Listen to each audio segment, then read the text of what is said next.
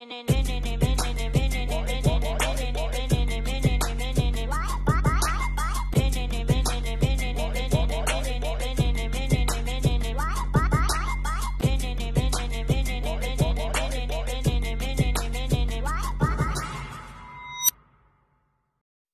teman-teman, kembali lagi dengan saya.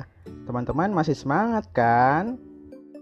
Nah, di masa pandemi ini kita harus tetap menjadi produktif teman-teman agar berguna bagi nusa dan bangsa. Nah, salah satu kegiatan produktifnya itu ialah belajar teman-teman. Oke teman-teman, di sini saya akan memberikan pengetahuan tentang basic mechanical. Nah, teman-teman sudah pernah dengar belum tentang basic mechanical? Nah, jika belum, yuk perhatikan dengan seksama. Nah, yang paling umum di basic mechanical ialah mesin. Nah, teman-teman tahu nggak sih apa itu mesin? Mesin itu adalah perangkat yang terdiri dari berbagai elemen yang sudah disusun bersama, sehingga dapat melakukan tugas untuk memenuhi kebutuhan manusia. Oke, sekarang kita akan membahas elemen mesin. Nah, apa sih itu elemen mesin? Elemen mesin adalah komponen individu atau sekelompok komponen mesin yang melakukan fungsi tertentu. Fungsinya itu mungkin untuk menyatukan komponen, untuk mentransmisikan daya, atau untuk memberi dukungan atau supporting. Nah, di sini dapat diketahui bahwa elemen mesin terbagi menjadi 3 jenis, diantaranya yaitu holding element, supporting element, dan power transmitting element. Oke, untuk yang pertama itu holding element. Apa sih itu holding element? Holding element adalah elemen mesin yang digunakan untuk memegang komponen atau memegang suatu komponen. Contoh dari holding element antaranya yaitu mur dan baut, skrup, kunci, pin, dan rivet. Nah, berikutnya itu supporting element. Apa sih itu supporting element, teman-teman? Ya, supporting element sendiri itu ialah elemen mesin yang digunakan untuk mendukung komponen lain. Salah satu contoh supporting element ialah bantalan, gandar, bracket, dan gantungan atau disebut hanger. Nah, elemen-elemen tersebut digunakan untuk memberikan dukungan pada putaran atau stasioner. Nah, yang terakhir yaitu power transmitting element. Apa sih itu power transmitting element? Yaitu elemen mesin yang digunakan untuk mentransmisikan daya. Nah, contoh dari power transmitting element diantaranya yaitu roda gigi, poros, kopling dan rem, kontrol, dan belt dan sprocket. Nah, elemen-elemen tersebut biasanya digunakan untuk mengirimkan daya dari suatu tempat ke tempat lain. Nah, oke, berikutnya dapat dilihat di sini adalah mechanical system, di mana di sini dapat dilihat sebuah mesin yang terdiri dari beberapa elemen mesin. Di antaranya yaitu seperti kopling, clutch, bearing, main shaft, key, dan masih banyak lagi. Nah, elemen-elemen yang disusun sedemikian rupa membuat mesin dapat bekerja secara optimal. Eits, jangan beranjak dulu dari tempat dudukmu. Penjelasannya belum berakhir loh. Nah, berikutnya saya akan menjelaskan beberapa dari elemen mesin. Meski tidak semua elemen mesin saya jelaskan, saya harap teman-teman tetap memperhatikan ya. Macam-macam jenis elemen. Yang pertama yaitu sambungan. Sambungan itu adalah suatu elemen mesin yang digunakan untuk menyatukan bagian-bagian menjadi satu kesatuan yang utuh. Untuk jenis-jenis sambungan itu ada 3. Pertama, sambungan ulir atau baut. Yang kedua, sambungan keling. Ketiga, sambungan las. Elemen berikutnya yaitu poros. Poros adalah elemen mesin berupa batang logam berbentuk silinder baik lurus, bertingkat, maupun konis. Nah, poros ini berfungsi untuk memindahkan putaran, mendukung beban, dan memindahkan atau meneruskan daya. Nah, untuk jenis-jenis poros dapat ditinjau dari bentuknya, yaitu pertama poros lurus, kedua poros bertingkat, yang ketiga itu poros konis. Nah, selanjutnya adalah tap. Tap sendiri adalah suatu elemen mesin dengan bantalan yang berputar, tidak meneruskan daya atau momen mempuntir, tetapi menahan beban lengkung akibat pembebanan langsung maupun tidak langsung. Jenis-jenis tap juga dapat ditinjau dari bentuknya. Jenisnya yaitu 1. Tap murni, kemudian tap poros. Kemudian adalah bantalan. Bantalan adalah elemen mesin yang menumpu poros berban sehingga putaran dapat berlangsung secara halus, aman, dan tahan lama. Jenis-jenis bantalan menurut gerakan terhadap poros terbagi menjadi dua. Yang pertama itu bantalan luncur, yang kedua itu bantalan gliding. Untuk bantalan luncur sendiri berfungsi untuk memperkecil gesekan luncur antara poros dan bantalan karena permukaan poros ditumpu oleh permukaan bantalan dengan perantara lapisan pelumas. Sedangkan untuk bantalan gliding yaitu berfungsi untuk memperkecil gesekan putaran antara bagian yang berputar dengan yang diam melalui elemen putar seperti bola atau peluru, roll atau roll jarum, dan roll bulat. Oke, berikutnya yaitu pulley dan belt. Nah, kedua benda ini memiliki fungsi yang sama, yaitu elemen mesin yang digunakan untuk memindahkan putaran atau daya dari poros penggerak ke poros yang digerakkan. Nah, di situ dapat dilihat itu adalah jenis-jenis dari pulley. Sangat banyak ya, teman-teman.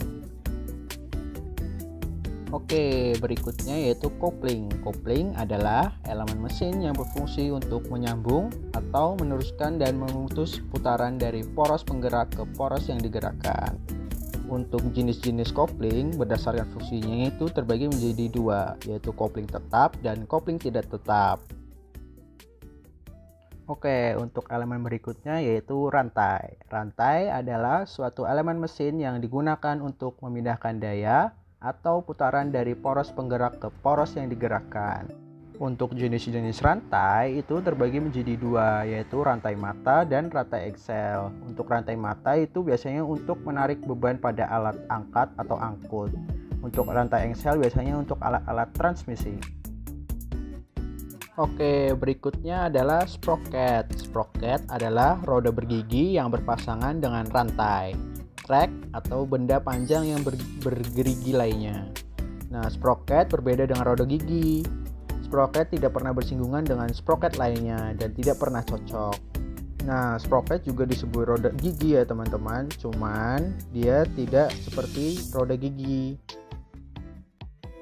Nah, tadi merupakan penjelasan dari beberapa elemen-elemen dari mesin. Berikutnya saya akan menjelaskan tentang contoh mesin. Nah, untuk contoh mesinnya saya mengambil contoh yaitu pump atau pompa. Nah, pompa sendiri adalah suatu alat atau mesin yang digunakan untuk memindahkan cairan dari suatu tempat ke tempat lain melalui suatu media perpipaan dengan cara menambahkan energi pada cairan yang dipindahkan dan berlangsung secara terus-menerus. Dengan kata lain, pompa berfungsi mengubah tenaga mekanis dari suatu sumber tenaga atau penggerak menjadi tenaga kinetis atau kecepatan, di mana tenaga ini berguna untuk mengalirkan cairan dan mengatasi hambatan yang ada di sepanjang pengaliran. Nah, untuk pump sendiri menurut efisiensinya itu terdiri dari dua jenis, yaitu non-positive displacement pump dan positive displacement pump. Oke, untuk contoh pompa non-positive displacement yaitu pompa sentrifugal. Nah, pompa sentrifugal adalah salah satu jenis pompa pemindahan non-positif. Nah, prinsip kerjanya yaitu mengubah energi kinetis atau kecepatan dari cairan menjadi energi potensial melalui suatu impeller yang berputar dalam casing. Nah, sifat dari pompa ini adalah memindahkan energi dari daun atau kipas pompa dengan dasar pembelokan aliran fluida. Nah, sedangkan untuk contoh pompa positive displacement yaitu gear pump. Gear pump sendiri adalah pompa positive displacement di mana fluida akan mengalir melalui celah-celah roda gigi dengan dinding rumahnya. Nah, disebut sebagai pompa karena fluida yang dialirkan pada umumnya berupa cairan atau buburan atau slari. Nah, dengan menghisap sejumlah fluida yang terjebak yang kemudian ditekan dan dipindahkan ke arah keluaran atau outlet. Nah, pompa ini digolongkan sebagai fixed displacement karena jumlah fluida yang dialirkan setiap putarannya selalu tetap. Nah, teman-teman, setelah mengetahui salah satu contoh mesinnya, kita juga perlu belajar tentang basic mechanical maintenance-nya, teman-teman. Nah, di sini saya akan menjelaskan tentang basic mechanical maintenance. Nah, untuk basic mechanical maintenance sendiri yaitu perawatan, sama dengan perawatan. Nah, apa sih perawatan itu, teman-teman? Perawatan itu adalah suatu usaha atau tindakan yang dilakukan untuk menjaga mesin tetap dalam kondisi prima. Nah, di sini setelah teman-teman mengetahui tentang mesin, kita harus tahu tentang perawatannya dong. Nah, untuk metode atau sistem perawatan secara umum dibagi jadi 3, teman-teman. Yang pertama itu preventive maintenance, yang kedua predictive maintenance, yang ketiga itu corrective maintenance. Oke, untuk metode yang pertama yaitu preventive maintenance. Apa sih itu preventive maintenance, teman-teman? Ya, preventive maintenance adalah aktivitas perawatan mesin yang sifatnya berupa pencegahan dan dilakukan secara rutin sesuai jadwal yang telah ditentukan baik dalam kondisi beroperasi maupun kondisi stop. Nah, untuk beberapa aktivitas dalam preventive maintenance diantaranya yaitu pemeriksaan level oli, pemeriksaan temperatur bantalan atau bearing, kemudian pemeriksaan baut-baut pada sambungan, kemudian pemeriksaan indikasi keausan pada feedback, sliding bar atau conveyor. Kemudian untuk pemeriksaan kebocoran fluida dan kebersihan mesin. Oke, untuk metode berikutnya yaitu predictive maintenance. Apa sih itu predictive maintenance? Predictive maintenance adalah tindakan perawatan yang bersifat pengamatan dengan melakukan pengukuran-pengukuran tertentu. Nah, kegiatan ini dilakukan untuk menentukan rencana tindakan perawatan selanjutnya.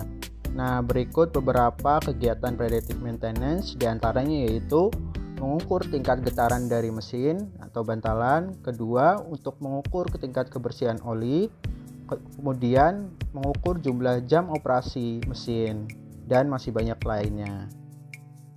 Nah, kemudian untuk metode terakhir yaitu corrective maintenance. Corrective maintenance adalah aktivitas perawatan yang dilakukan untuk memperbaiki mesin yang rusak. Nah, untuk perbaikan mesin yang rusak itu meliputi diantaranya re-alignment mesin atau pompa, kemudian perbaikan pergantian komponen part yang rusak, kemudian mencari penyebab kerusakan dan rencana tindakannya, yang terakhir yaitu re-engineering atau modifikasi. Hey, jika kamu belajar hal baru hari ini, jangan lupa di like ya videonya, teman-teman, dan tunggu video selanjutnya.